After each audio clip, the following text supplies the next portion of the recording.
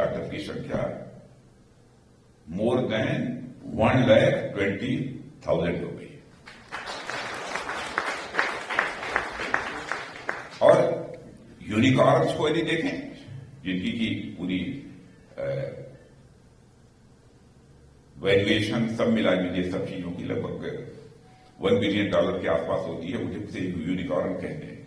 Unicorn का number देखें तो वो इस समय भारत में अप्रॉक्सिमेटली 120 के आसपास वो भी पहुंच गया है।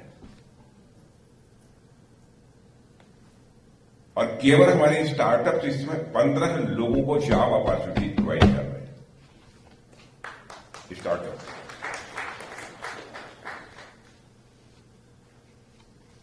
मोबाइल तो सामर्थ्य हम लोग दुनिया के दूसरे देशों से बराबर भारत में इंपोर्ट करते थे।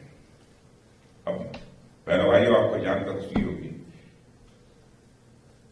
अब मोबाइल हम एक्सपोर्ट करने लगे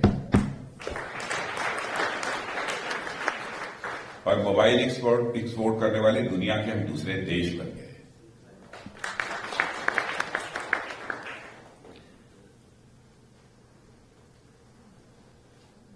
ऑप्टिकल फाइबर का जहां तक सवाल है, 2 लाख से अधिक गांवों तक ऑप्टिकल फाइबर को 2 लाख से अधिक गांवों को ऑप्टिकल फाइबर से जोड़ा जा चुका है। इन सब सारी चीजों की फिर चर्चा कर 5G कनेक्टिविटी का सवाल ही है। 5G कनेक्टिविटी लगभग अधिकांश गांवों तक पहुंच गई है, कुछ गांव से बचे हैं, वहां पहुंच जा रही है, पहुंच जाएगी। अब हम 6G को रोल आउट करने की तैयारी अभी से प्रारंभ कर दिया है।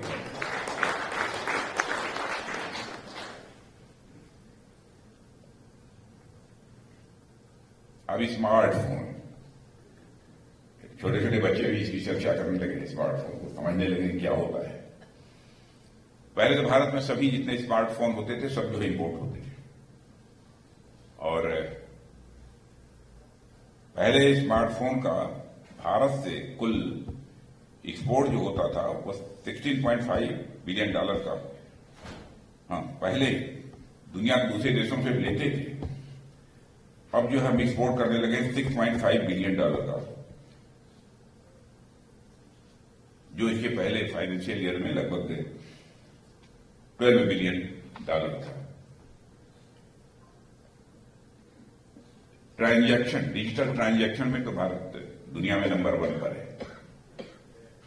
दुनिया में जितने डिजिटल ट्रांजैक्शन होते हैं उसका मोर देन 46% डिजिटल ट्रांजैक्शन कहीं होता है तो हमारे और आपके देश भारत में होता है।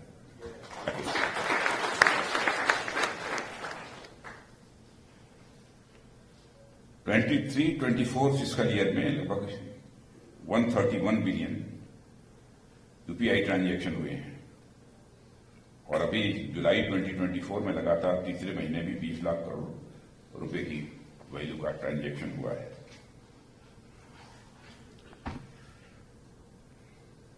डिजिटल क्रांति को देखते हुए जो मैं आपसे चर्चा कर रहा था कि यूनाइटेड नेशंस जनरल असेंबली के 70th सेशन को संबोधित करते हुए यूनाइटेड नेशन जनरल असेंबली के अध्यक्ष मिस्टर डेनिस फ्रांसिस ने कहा था कि भारत में आई मोबाइल क्रांति ने 80 करोड़ लोगों को गरीबी से बाहर निकाला।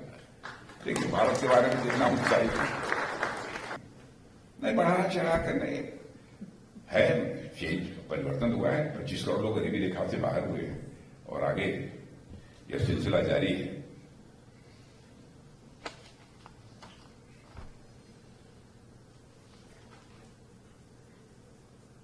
अब मैं हमारे यहां की मैन्युफैक्चरिंग के बारे में, अब एक सज्जन एक मिस्टर रिक्रूटमेंट है, एक रिक्रूटमेंट एजेंसी है जिसे रेंट स्टार्ट कहते हैं, उसके मुताबिक अगले 5 वर्षों में भारत में मैन्युफैक्चरिंग का साइज अगले 5 साल में ही 2 गुना होने जा रहा है, और इसके कारण 25 लाख से लेकर 50 लाख लोगों को रोजगार के नए अवसर प्राप्त होंगे।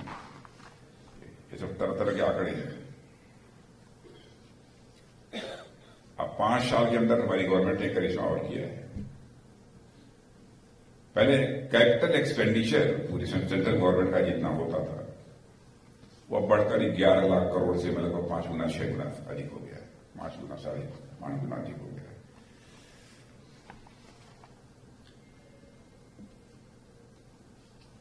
यदि देखा जाए तो आंकड़े तो मित्रों बहुत सारे हैं और डिटेल में जाने की कोई जरूरत नहीं है। सब मिला जुलाकर मैं यही कहना चाहता हूं कि भारत बहुत तेजी के साथ आगे बढ़ रहा है। और आप ये पूछिए कि आप लोग कैसे भारत का निर्माण करना चाहते हैं, तो मैं कहना चाहूंगा कि हम ऐसे भारत का निर्माण करना चाहते हैं जो धनवान भी हो, ज्ञानवान भी हो और बलवान भी हो।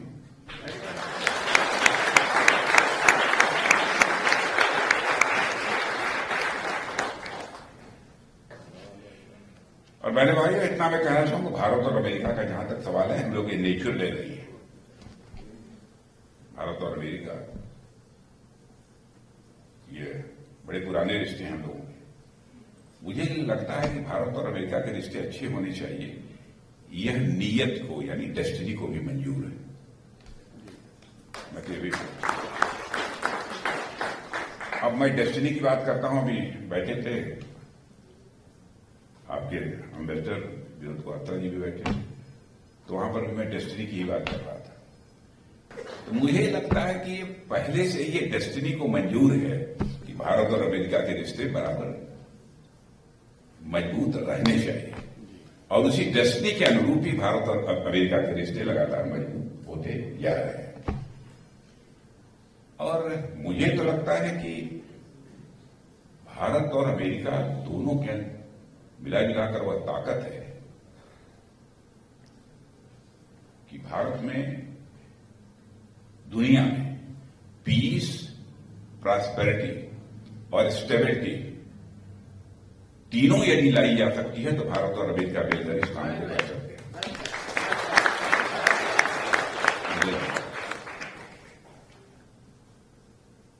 और मैं तो यह कहूंगा कि हम भारतवासी हैं, आप अमेरिका में काम कर रहे हैं, पूरी ईमानदारी से काम करिए। भारत के प्रति निष्ठा रहनी ही चाहिए, लेकिन अमेरिका में यदि काम कर रहे हैं तो अमेरिका के प्रति भी निष्ठा में कहीं पर प्रश्न चिन्ह नहीं लगना चाहिए।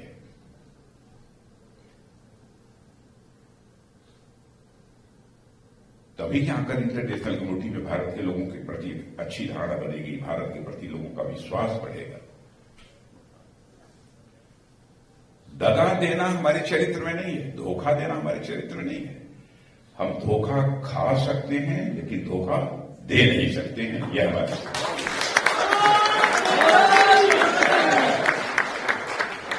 यह हमें से जाना चाहिए सारी दुनिया को। हम लोग ऐसे देश से रहने वाले हैं, ऐसा देश जिसने कि सारे विश्व को वसुधैव कुटुंबकम का संदेश दिया है। हम जिस देश में रहते हैं वही हमारा परिवार नहीं है, बल्कि इस विश्व की धरा पर रहने वाले लोग, चाहे किसी जाति, किसी पंथ, किसी मजहब, किसी धर्म के मानने वाले क्यों न हो, सभी एक ही परिवार के सदस्य हैं। Whole world is a family. यह मैसेज सारी दुनिया को, दुनिया के किसी एक देश से गया है तो हमारे और आपके देश केवल भारत से गया है और कहीं दूसरी जगह। और यह काम कोई सामान्य व्यक्ति नहीं कर सकता, जो स्पिरिचुअल होगा। जो कंट्री स्पिरिचुअल होगी वही इस काम को कर सकती है। अब आप कहेंगे कि आप स्पिरिचुअलिज्म को उठाकर कहां ले आए? पूजा पाठ, अध्यात्म, स्पिरिचुअलिज्म, इसका क्या लेना देना? मित्रों, मैं स्पिरिचुअलिज्म की बात इसलिए मैं कर रहा हूं कि छोटे मन का व्यक्ति कभी भी स्पिरिचुअल नहीं हो सकता।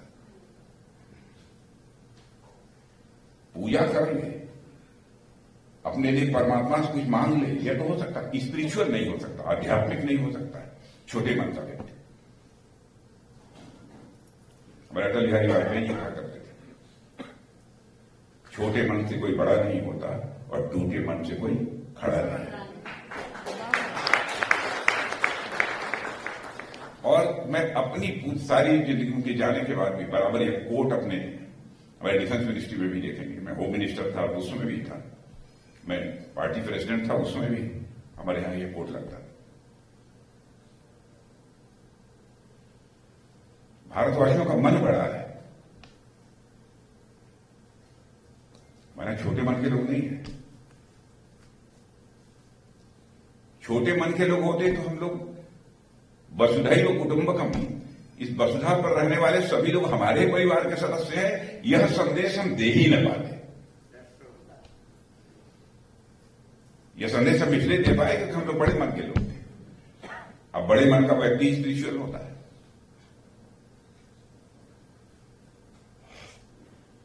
जैसे जैसे मन बड़ा होता जाता है, मनुष्य वैसे वैसे ही ज्यादा सुख की प्राप्ति करता जाता है, आनंद की प्राप्ति करता जाता है। अब मन यदि बहुत बड़ा हो जाता है तो परमात्मा की भी प्राप्ति कर लेता है।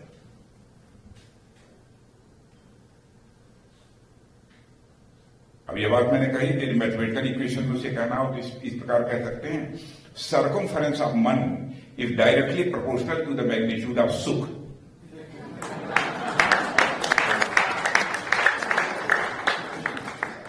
Circumference of मन is directly proportional to the magnitude of Anand. Circumference of मन is directly proportional to the magnitude of परमानंद, परमात्मा की प्राप्ति। जितना मन बड़ा करते हैं, कुछ लोग इतने छोटे मन के आपने देखा होगा, बराबर इधर उधर ये वो इस चक्कर में लगे रहते हैं। बहनों भाइयों, ऐसे लोग जीवन में कुछ नहीं कर सकते। मैं आप लोगों से भी कह रहा हूं, आप अमेरिका में हैं, भारत के नागरिक हैं, अमेरिका में भी काम कर रहे हैं,